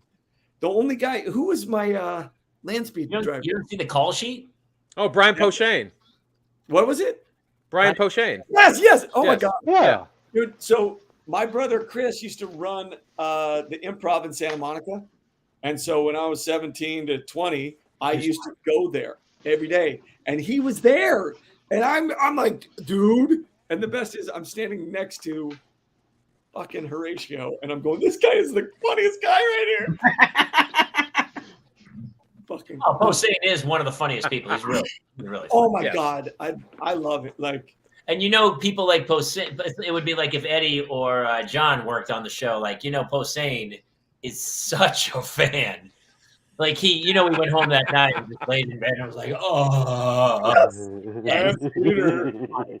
Man, I can't imagine. Yeah. It's like Breaking Bad does the same. There was a lot of comics. I always love when I see comics in dramas. I think it's fantastic. If you're, me too. To me, if you're a great comic, like really, you have the ability to do anything in acting if you just follow it. Because Robin Williams. I mean, yes. Yeah. Well, I mean, that's for me in movies. I think that the hardest part to stay in a movie is when there is no humor, none at all. And I don't need like jokes throughout, but like if somebody can just be quippy, or if somebody has like a weird thing that like you have a normal story and then somebody just Like if their thing is just quipping a song, like it's called comic relief, and that guy usually dies at the end of the first act. So yeah, but I know, but I'm just saying, like having a quip here and there. It's like, hey, look at that guy over there, and then don't kill him. It's such a stupid rule. But like, when you're working, like who's like Sedaris. Yeah, like Sedaris. Like I love Amy Sedaris. Like every scene, every line that she has, like it is just. I light up. Like, can I just say, okay, like, so this is the hilarious Eddie. Like her things about Jawas. Like I every sentence she had, I was crying from laughing. John will stay on here. Like it'll literally be Saturday morning at 9:30, and John will everybody's like, episode. When you picked up that thing from the bar, were there real peanuts in that, or was that just was that a fake vegetable from a different planet? Vegetable. We got to roll. It's been 90 minutes. We got to end this thing. Like it's back east. It's 11:35 on the east coast. That is correct. Yes, it is 11:30 here. And he doesn't even know what we're talking about. Repeatedly going, "Are you coming out? Wait, the kids need to go to bed." This is a parenting show. We know that. All right. Yes. My kid texted me, "Hey, dinner's ready. Dinner's ready."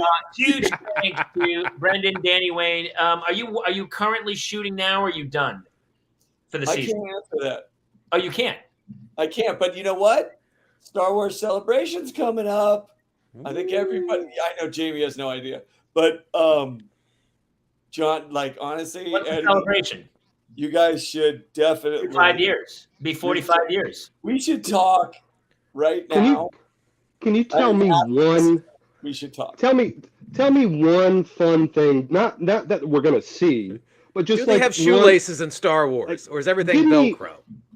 Give me something fun that we can look out for on just a sneak, like a morsel. I just want something to get me by. Get them fired. That's good. Get them fired. That'd be great. I need like a. I mean. Why are anything that won't get you in trouble? Why are the troopers so stupid and terrible shots?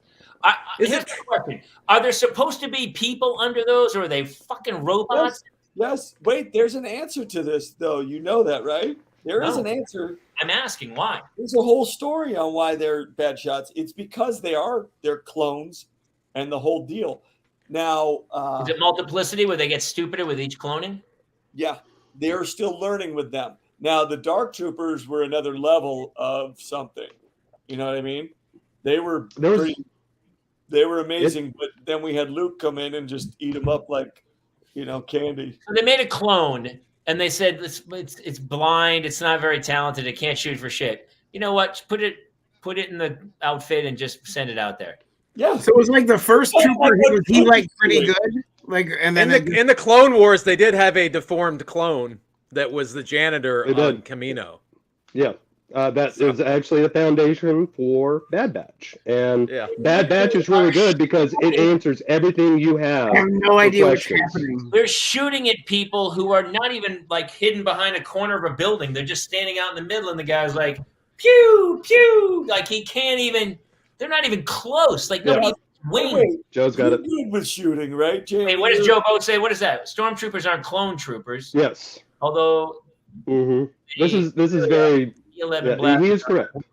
Oh, so it's not the trooper's fault. It's the weapon is like a blaster. It's like a musket. No, so it's like a shotgun. Reference to that coming up. They explain why clones are no longer used in Bad Batch Season 1. The entirety of that is basically what happens from the very end of Revenge of the Sith to the Empire forming and everything that happens. Like everything that, when Order 66 and Jedi and everything else, it was no longer the Republic. That's when the Republic became the Empire. And Bad Batch. No idea what you're talking about.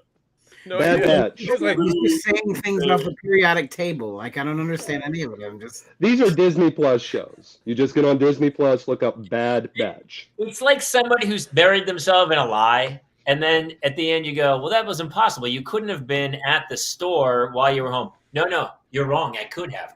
So here's what happened. There was a portal to my house. And so I was actually in 2 places at once. Well, that's physically impossible. I know that's exactly what you would say, but here's how it is possible. There's a special pixie dust, and if you sprinkle it on people, you can be. It's No, we're real. I feel like we should end right there. I have brought all my questions. Listen, I'm not gonna lie to you. I enjoyed them all. They're great. I enjoyed them. But to be like a religion of it, like do you think maybe 2,000 years from now, people will still be like they'll still be expanding the universe? I mean, it's okay. How long was up to us and say this? It is a mythology, just like Westerns were. What Lucas did, what we're doing now, is the mythology that a lot of parents are using to share with their kids a path in life and having a belief without having to say, hey, go be a Catholic, put your hand on your ass when you're with the priest. But other than that, it's teaching right and wrong, good from evil. It gives you those learning opportunities without giving you the threat of that. It's Beowulf from way back when. It's what it is. I would have been in ancient Greece going, wait, Zeus has a lightning bolt, and he can just shoot it exactly where he wants it, and that electricity.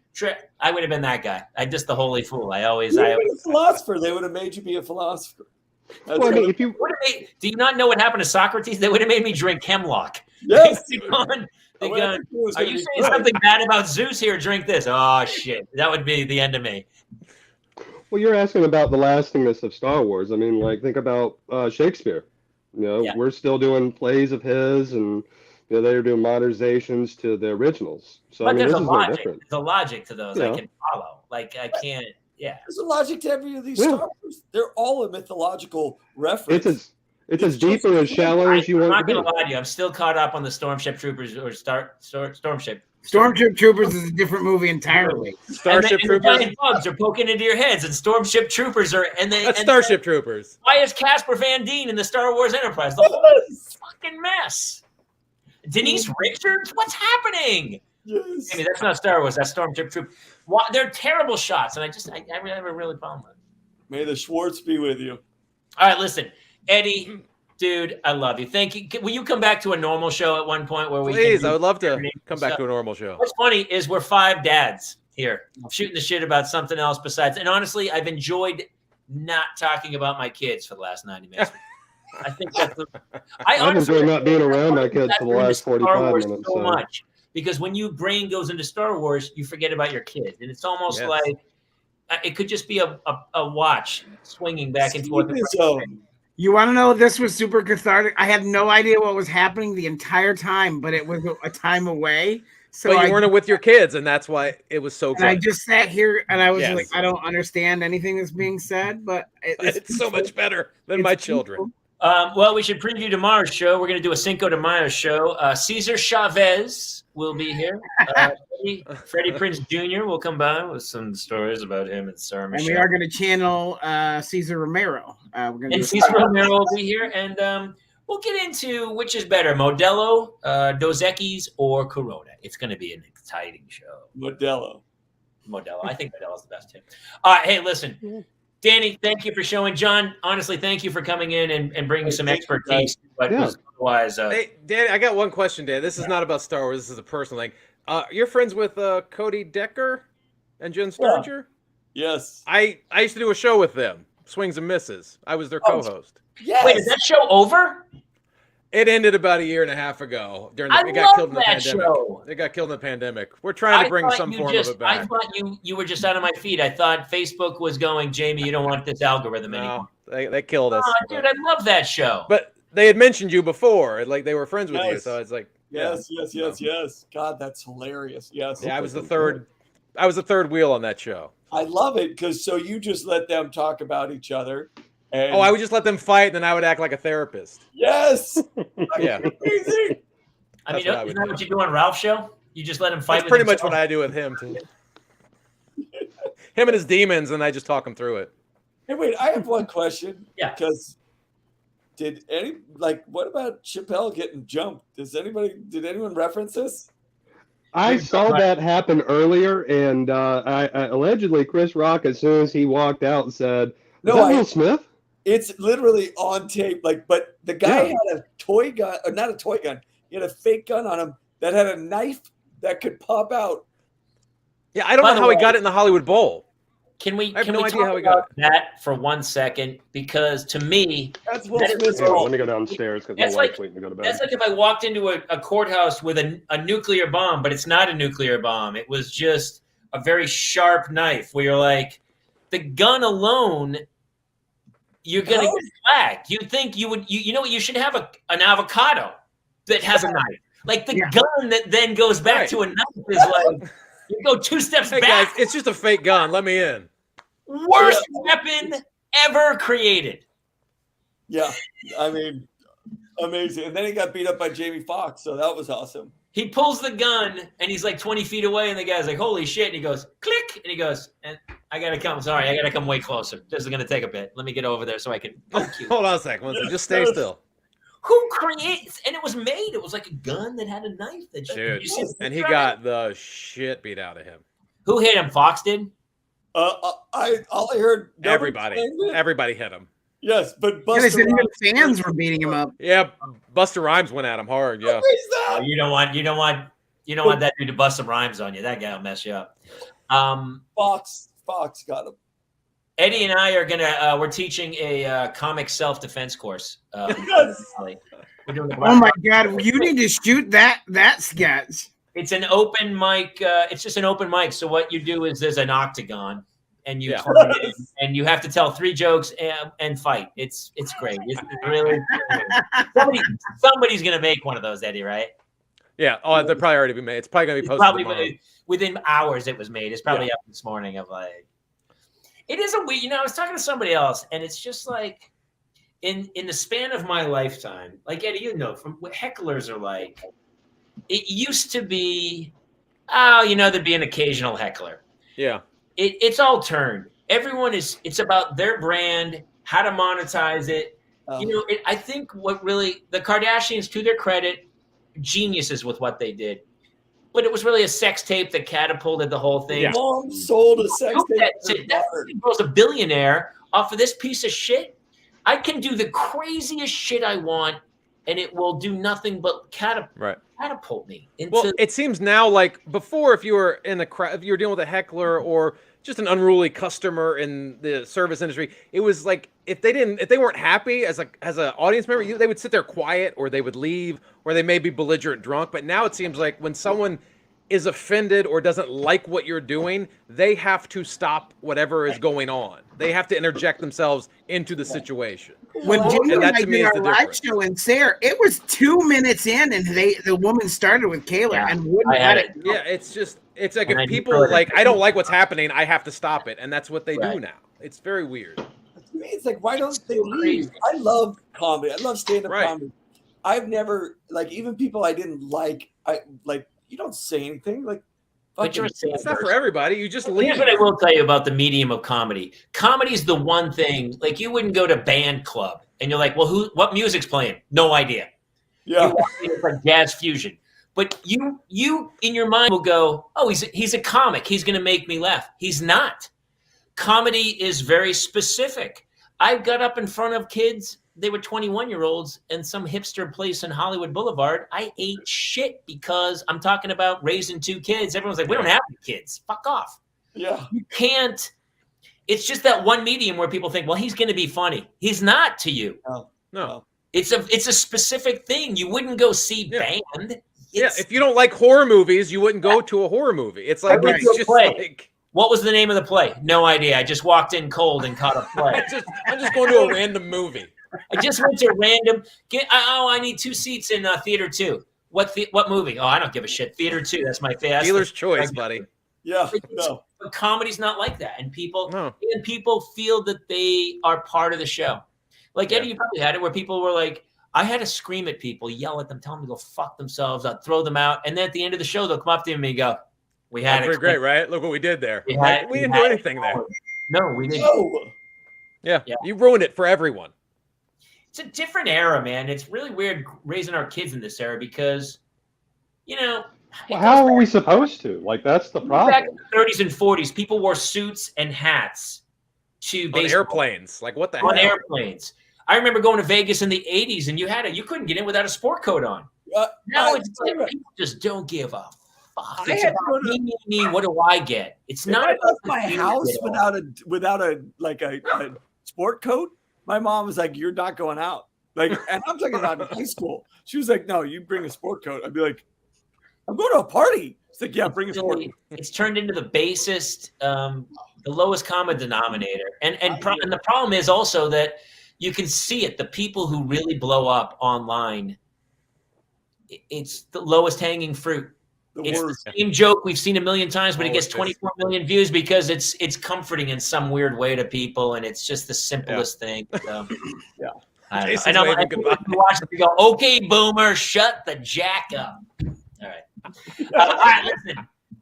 That was me raising. If I wasn't raising kids, I wouldn't give a shit. But I am. So I'm trying to raise them in a way that I think we're all doing. But, I really think this is a good idea. Hey, Cinco de Mayo tomorrow. Oh, and Mother's Day, we're going to do a very special show. Johnny, are you all right? We're having Frank Zappa, Mothers of Invention. Darren Aronofsky will be showing a movie called Mother. And Samuel L. Jackson will be there to say motherfucker, I believe. That's a big get. It's a big, honestly, big get. But he said he'll only say that word. He'll come on. He won't answer questions. He's just going to say MRFer. That's all you need, really. That's the end of it. All right, we got to go. Jason, wrap this up, would you please? Thank you guys. Thank our guests tonight, Eddie Pence and Brendan, everybody who's here. I'm not going through the names. Brendan, Danny, when's the next? It doesn't matter. Everyone, we don't even need to tell people. Mandalorian's pretty big. They're gonna find it. I'm pretty sure. Just pay attention to celebration between the 26th or the 29th. All right, we'll keep wink, an wink, eye You out. can find John Mixon picking up women at any of your local realtors' open houses. Yep. And if you want to buy any of Eddie's action items, I believe some of them are for sale. eBay.com/Eddie Pence. Hey, definitely, everybody, seriously, the Ralph Report is awesome. And Eddie, you're hilarious on the thing. It's on Patreon. Go find the Ralph Report with Ralph Garman, the Garmy, and Eddie Pence. You guys are awesome. Thank you. On the street. He's like 4 doors down from me, Eddie. Oh, Ralph is? Yeah. I'm there every day. I'm there every day, 5 days a week. There every day. I think that's why I have my kids make sure somebody's with them at all times. Good, you do look like that guy. Very much so. All right, that's it. We'll see you next time here on the Parents Lounge. Good night, everybody.